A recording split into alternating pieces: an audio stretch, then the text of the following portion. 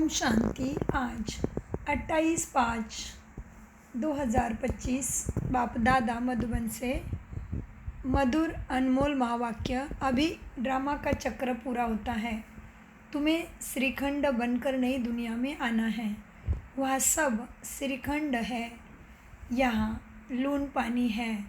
प्रश्न, तुम त्रिनेत्री बच्चे किस नॉलेज को जानकर त्रिकालदर्शी बन गए हो? उत्तर, तुम्हें अभी सारे वर्ल्ड की हिस्ट्री ज्योग्राफी की नॉलेज मिली है।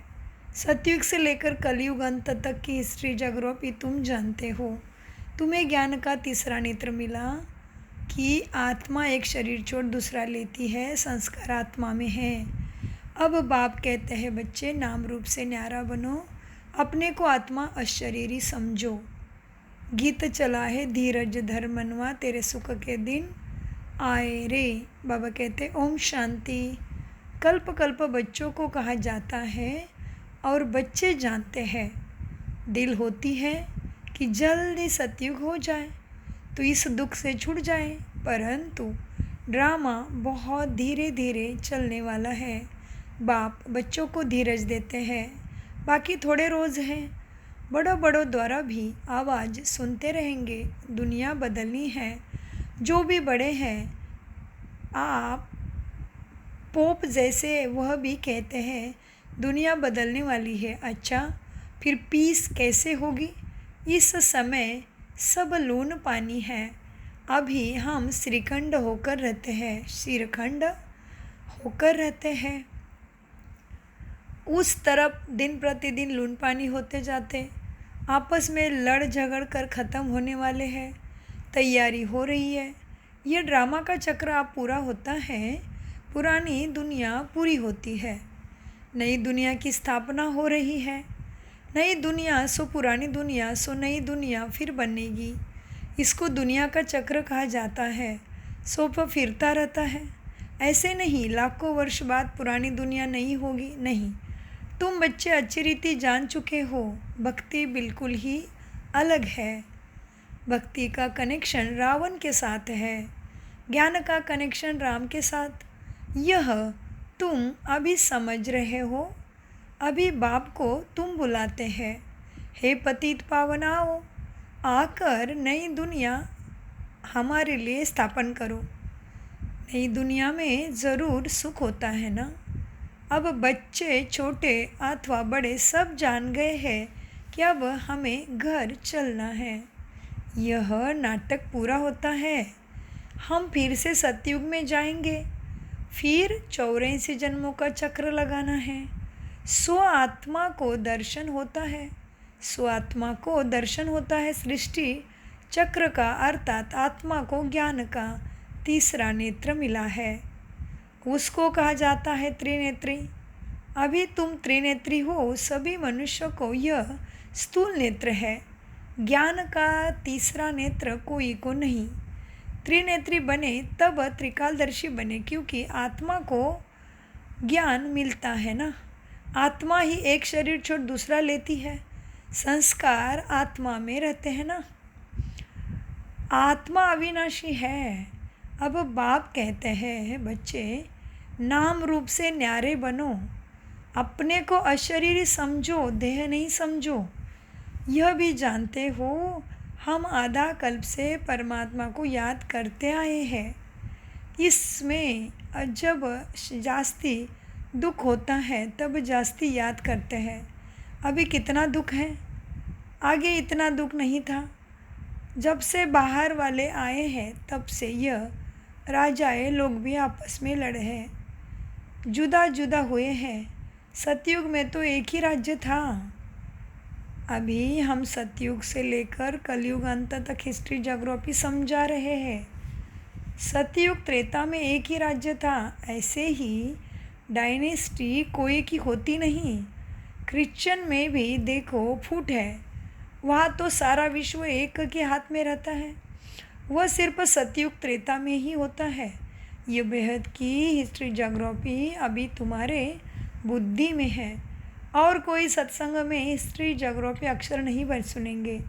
वहाँ तो रामायण महाभारत आदि ही सुनाते रहते। यहाँ वह बातें हैं नहीं, यहाँ है वर्ल्ड की हिस्ट्री ज्योग्राफी।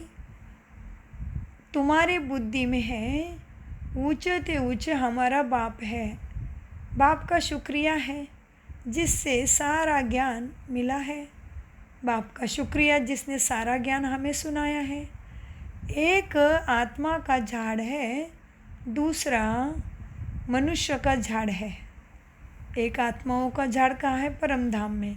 और मनुष्यों का झाड़ कहाँ फूलता है? धरती के ऊपर। तो बाबा कहते हैं एक आत्मा का झाड़ है, दूसरा है मनुष्य का झाड़। मनुष्य के झाड़ में ऊपर में कौन है? ग्रेट ग्रेट ग्रैंडफादर ब्रह्मा को ही कहेंगे ना।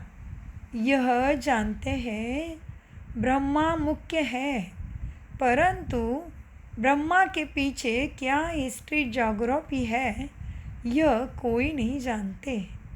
अभी तुम्हारे में है ना, ऊंचे ते ऊंचे बाप रहते भी है परम धाम में। फिर सूक्ष्म तन का भी तुमको मालूम है। मनुष्य ही फरिश्ता बनते हैं, इसीलिए सूक्ष्म वतन दिखाया है। तुम आत्माएं जाती हो, शरीर तो सूक्ष्म में नहीं जाएगा। जाते कैसे है? उसको कहा जाता है तीसरा नेत्र, दिव्य दृष्टि अथवा ध्यान भी कहते हैं। तुम ध्यान में ब्रह्मा विष्णु शंकर को देखते हो। अब लोग, बाबा कहते हैं, लोग दिखलाते हैं शंकर की आँख खोलने से विनाश हो जाता है। अब इनसे तो कोई समझ ना सके। अभी तुम जानते हो विनाश तो ड्रामा अनुसार होना ही है।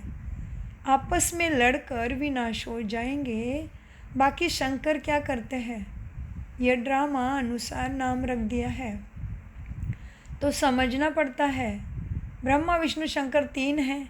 स्थापना के लिए ब्रह्मा को रखा है, पालना के लिए विष्णु को, विनाश के लिए शंकर को रख दिया है। वास्तव में यह बना बनाया ड्रामा है। शंकर का पार्ट कुछ भी है नहीं। ब्रह्मा विष्णु का पार्ट तो सारा कल्प में है। ब्रह्मा सु विष्णु बनते, विष्णु सु ब्रह्मा। ब्रह्मा के ही 84 जन्म पूरे हुए तो विश्व के भी पूरे हुए। शंकर को तो जन्म जन्म मरण से न्यारा। शंकर क्या है? शंकर तो जन्म मरण से न्यारा है, इसलिए शिव और शंकर को फिर मिला देते हैं। वास्तव में शिव का तो बहुत पाठ है, पढ़ाते हैं। भगवान को कहा जाता है नॉलेजफुल। अगर वह प्रेरणा से कार्य करता तो सृष्टि चक्र का ज्ञान कैसा देता? इसीलिए बाप समझाते, बच्चे प्रेरणा की तो कोई बात नहीं, बाप को ज्ञान है। मेरे को एक पाठ मिला हुआ है, इसीलिए मुझे ही ज्ञान सागर नॉलेजफुल भी कहते हैं। नॉलेज किसको कहा जाता है? बाबा क्या कहते हैं? नॉलेज किसको कहा जाता है? वह तो जब मिले तब पता पड़े ना कि सत्य नॉलेज है क्या। तो जब सत्य नॉलेज लेने के लिए अपने नज़दीकी किसी भी ब्रह्मा कुमारी सेंटर में जाके हम वो नॉलेज का लाभ उठा सकते हैं। इसलिए बाबा कहते हैं नॉलेज सत्य मिलना चाहिए। सदगति तो मांगी, लेकिन सत्य नॉलेज क्या है वो तो जानने को तैयार नहीं मनुष्य, है ना। तो बाबा कहते सत्य नॉलेज क्या है वो तो जानो पहले। वो तो कब मालूम पड़ेगा? जब सुनोगे समझोगे तभी पता चलेगा। अरे बाप रे, कि अभी तक जो भी सुन रहे थे कर रहे थे वो सब कुछ तो हमें नीचे ही गिरा रहा था, तमो प्रधान ही बना रहा था। अब भी सदगति दाता सदगति दे रहा है। तो बाबा कहते हैं, बाप कहते हैं बच्चे मेरे में सृष्टि चक्र का ज्ञान है, मेरे को ये पाठ मिला हुआ है, इसीलिए मुझे ही ज्ञान सागर नॉलेजफुल कहते हैं। नॉलेज किसको कहा जाता है? वह तो जब मिले तब पता पड़े, मिला ही नहीं है तो अर्थ का कैसे मालूम पड़े। आगे तुम भी कहते थे ईश्वरी प्रेरणा करते हैं, ईश्वर प्रेरणा करते हैं, वह सब कुछ जानते हैं। हम जो पाप करते हैं ईश्वर देखते हैं। बाबा कहते हैं ये धंधा मैं नहीं करता हूँ। यह तो जैसा कर्म करते उसकी खुद ही सज़ा भोगते हैं। मैं किसी को नहीं देता हूँ, ना कोई प्रेरणा से सज़ा दूँगा। मैं प्रेरणा से करूँ तो जैसे मैंने सज़ा दी। कोई को कहना कि इनको मारो, यह भी दोष है। कहने वाले भी फंस पड़े। शंकर प्रेरणा दे तो वो फंस जाएंगे। बाप कहते हैं मैं तो तुम बच्चों को सुख देने वाला हूँ, तुम मेरी महिमा करते हो। बाबा आकर दुख हरो, मैं थोड़ी दुख देता हूँ। अब तुम बच्चे बाप के सम्मुख बैठे हो तो कितनी खुशी होनी चाहिए। यह डायरेक्ट भाषणा होती है ना, बाबा हमें पढ़ाते हैं। अब हाँ, इनको मेला कहा जाता है। सेंटर्स पर तुम जाते हो, वहाँ कोई आत्मा परमात्मा का मेला नहीं कहेंगे। आत्मा और परमात्मा का मेला यहाँ मधुबन में लगा है। यह भी तुम जानते हो, मेला लगा हुआ है। बाप बच्चों के बीच में आए हैं। आत्माएं सब यहाँ है ना, परम धाम खाली हुआ है। आत्माएं सब यहाँ आए हैं, मनुष्य रूप में पाठ बजा रही है। आत्मा ही याद करती है बाप को, बाप आए। ये सबसे अच्छा मेला है आत्मा परमात्मा का। बाप आकर सब आत्माओं को रावण राज्य से छुड़ा देते हैं। ये मेला अच्छा हुआ ना, जिससे मनुष्य पारस बुद्धि बनते हैं। उन मेलों पर तो मनुष्य मेले हो जाते हैं। पैसे बर्बाद करते रहते हैं, मिलता कुछ भी नहीं। उनको मायावी आसुरी मेला कहा जाएगा। यह है ईश्वरीय मेला, रात दिन का फर्क है। तुम भी आसुरी मेले में थे, अभी हो ईश्वरीय मेले में। तुम ही जानते हो बाबा, हमारा सदगति दाता आया हुआ है। जब जान जाए तो पता नहीं कितनी भीड़ हो जाए। इतने मकान आदि रहने के लिए कहाँ से लाएंगे। पिछाड़ी में गाते हैं ना, अहो प्रभु लीला तेरी अपरंपार। कौन सी लीला? सृष्टि के बदलने की लीला। यह है सबसे बड़ी लीला। पुरानी दुनिया खत्म होने से पहले नई दुनिया स्थापन होती है। इसीलिए हमेशा किसको भी समझाओ तो पहले स्थापना, विनाश और पालना कहना है। रोज रोज बाबा एक एक बात बताते। कभी बाबा कहते सीढ़ी पे समझाओ, गोले पे समझाओ। अभी क्या कहते बाबा, जब स्थापना पूरी होती है, किसको भी तुम सब समझा सकते हो। विनाश होने से पहले स्थापना हो जाएगी ना। जब स्थापना पूरी होती है तब विनाश शुरू होता है, फिर पालना होगी। तो तुम बच्चों को यह खुशी रहती है हम 100 दर्शन चक्रधारी ब्राह्मण हैं। तो अपने अपने को चेक करना है कि हमारा 100 दर्शन चक्र कितना देर एक्टिव रहता है। 100 दर्शन चक्रधारी ब्राह्मण हैं। फिर हम चक्रवर्ती राजा बनते हैं, यह कोई को पता नहीं। इन देवताओं का राज्य कहा गया, नामो निशान गुम हो गया है। देवता के बदले अपने को हिंदू कह देते हैं। हिंदुस्तान में रहने वाले हिंदू है। लक्ष्मी नारायण को तो ऐसे कभी नहीं कहेंगे, उन्हों को तो देवता कहा जाता है। तो अब इस मेले में ड्रामा अनुसार तुम आए हो। यह ड्रामा में नूंद है। धीरे धीरे बच्चों की वृद्धि होती रहेगी। तुम्हारा जो कुछ पाठ चल रहा है वो कल्प बाद चलेगा। ये चक्र फिरता रहता है। फिर रावण राज्य में आसुरी पालना होगी। तुम अभी ईश्वरी बच्चे हो ना, फिर दैवी बच्चे, फिर क्षत्रिय बनेंगे।